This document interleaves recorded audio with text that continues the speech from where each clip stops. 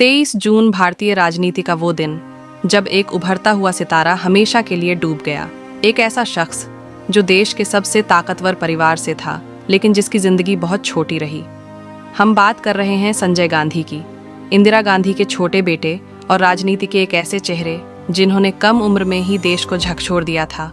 आज के वीडियो में हम जानेंगे उनकी जिंदगी की अनसुनी बातें, उनका राजनीतिक सफर और वो भयावह विमान हादसा जिसने सब कुछ बदल दिया। तो जुड़िए हमारे साथ इस सफर पर हु डाइड टुडे चैनल पर। संजय गांधी का जन्म 14 दिसंबर 1946 को हुआ था, भारत की प्रधानमंत्री इंदिरा गांधी और फिरोज गांधी के घर। राजनीतिक विरासत में पले बढ़े संजय पढ़ाई में खास नहीं थे, लेकिन उन्हें कारों और मशीनों से बेहद लगाव था। उनका सपना था एक भारतीय कार बनाना। संजय गांधी का जन्म एक ऐसे परिवार में हुआ था जहां सत्ता और सेवा दोनों की विरासत थी। उनके दादा जवाहरलाल नेहरू देश के पहले प्रधानमंत्री थे और मां इंदिरा गांधी राजनीति की सबसे ताकतवर महिला।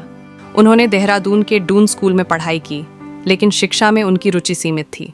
बाद में उन्होंने इंग्लैंड में जाकर रोल्स रॉयस फैक्ट्री में बतौर अप्रेंटिस काम किया। यहीं से उनका लगाव ऑटोमोबाइल्स और इंजीनियरिंग से गहरा हो गया। हालांकि उनके भाई राजीव गांधी ने पायलट बनकर प्रोफेशनल लाइफ शुरू की, संजय गांधी ने अपने दम पर कुछ अलग करने की ठानी। उन्होंने पॉलिटिक्स और इंडस्ट्री दोनों में उतरने का फैसला किया। 1970 के दशक में भारत में कार खरीदना आम आदमी के लिए सपना था। संजय गांधी ने ये सपना साकार करने के लिए मारुति लिमिटेड कंपनी की नींव रखी। उनका लक्ष्य था एक ऐसी कार बनाना जो भारतीय सड़कों और आम आदमी की जेब के हिसाब से फिट हो। सरकार ने प्रोजेक्ट को समर्थन दिया, लेकिन अनुभव और टेक्निकल गाइडेंस की कमी, साथ ही भ्रष्टाचार के आरोपों ने इस योजना को असफल कर दिया। जब 1980 में संजय की मृत्यु हुई, तब तक कंपनी ने एक भी कार नहीं बनाई थी। बाद में इंदिरा गांधी सरकार ने जापान की सुजुकी मोटर्स से साझेदारी की और 1983 में मारुति 800 लॉन्च हुई, जो भारत की पहली आम आदमी की कार बनी।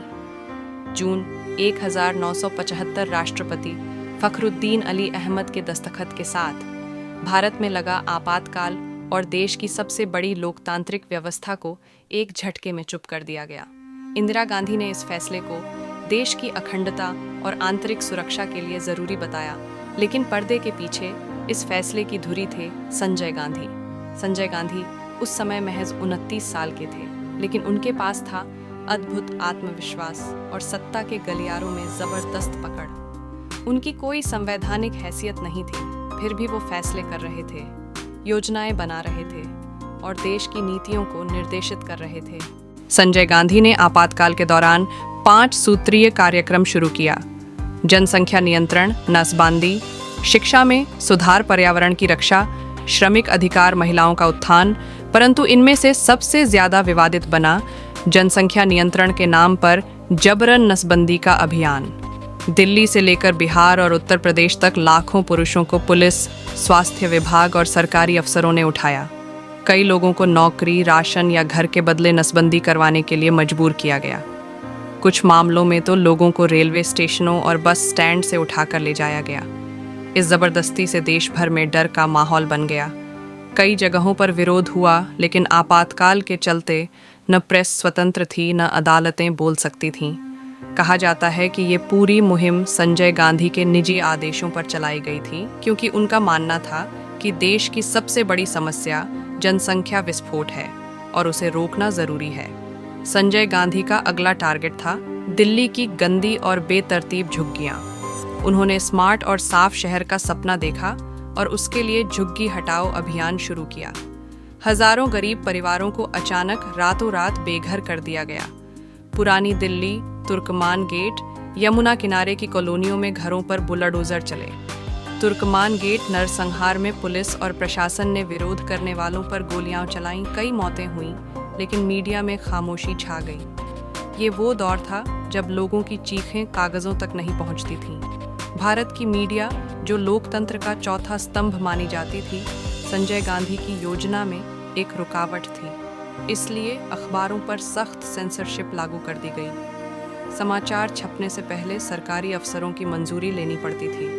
द इंडियन एक्सप्रेस और द स्टेट्समैन जैसे अखबारों ने विरोध करने की कोशिश की, लेकिन उन पर कार्रवाई हुई, पत्रकारों को जेल में डाला गया और पूरे देश में सरकार की बात ही सच है यही नैरेटिव चलाया गया। सवाल यही उठता है, क्या संजय गांधी देश की भलाई के लिए कठोर कदम उठा रहे थे या सत्ता की भूख और निजी महत्वाकांक्षा के चलते एक लोकतांत्रिक देश को डरा रहे थे? उनके समर्थक कहते हैं उन्होंने अनुशासन, विकास और जनसंख्या नियंत्रण जैसे मुद्दों को सख्ती से लिया।